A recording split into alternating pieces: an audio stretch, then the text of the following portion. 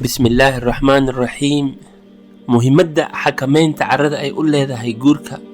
carradu waa dareen ka mid ah dareenka aadanaha, laakiin haddii uu faraha ka baxo ay dhibaatooyin badan ay keenayso, uu reerkii ku dumaayo, saaxiibtinimadii ku dumayso.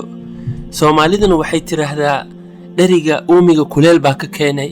carro walba sabab dhalisa ayaa jirto, laakiin waxaa muhiim ah inaad carradii xakamayso ama aad carradaadii si fiican u cabirto.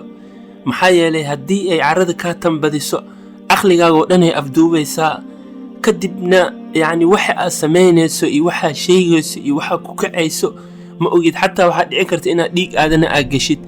marka waa muhiim inaad carradaada xakamayso. nabigeena allahuma salli wasalam caleyh wuxuu yidhi ha caroonin. sidoo kale wuxuu amray qofka caraysan hadduu taagan yahay inuu fadhiisto, hadduu fadhiyana inuu yara dhinaca dhulka dhigo oo yara seexdo, iyo inuu carradii ka cuudubilaysto oo si uu carradii ilaahay ugu damiyo. runtii carradu waa jirtaa, laakiin waxaa fiican in loo adeegsado keliya arrimaha diinta iyo markii sharaftaada meel loogu dhaco iyo in dulmiga lagu difaaco. waxaa jirta tusaale ah caaisha umulmu'miniin markii munaafiqiinta ay ku been abuurteen, waxay tiri waa adkaysanaya madiino dhana warxumo tashiil ka socday, waa iska ooynayay tiri mar walba. ilaa maalin maalmaha ka mid ah uu nabiga noo yimid, aabba ila joogay abubakar iyo hooyo. markaasuu nabiga wuxuu yidhi caaisha haddii aad dambaawday ilaahay u toobadkeen, iska istikfaar dalbo. haddii aadan dembi lahaynna ilaahay wuu ku bariyeelayaa insha allahu tacaala. marka caaisha waxay tiri ilintii dhanaa inta iga khalashay, kelimadda hore iga xanaajisay oo rasuulka alla yiri. markaasaan aabbahay ku jeestay, hooyadayday tiri aan ku jeestay marka hore, aan dhahay u jawaab rasuulka alle. haddana waxay tiri waxaan ku dhaho male rasuulka alle. hooyay tiri haddana aabbahaygaan ku jeestay tiri u jawaab rasuulka alle. marka aabbahayga abuubakarna wuxuu yiri waxaan ku dhaho male rasuulka alle.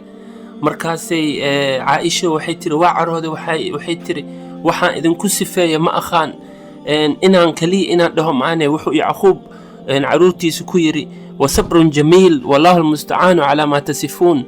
marka caaisha waxay tiri waxaan ku noqday sariirteedaan ku noqday anoo careysan, waa iska yara seexday. ilaaha amarkiis, ilaaha aayadda soo dejiyey.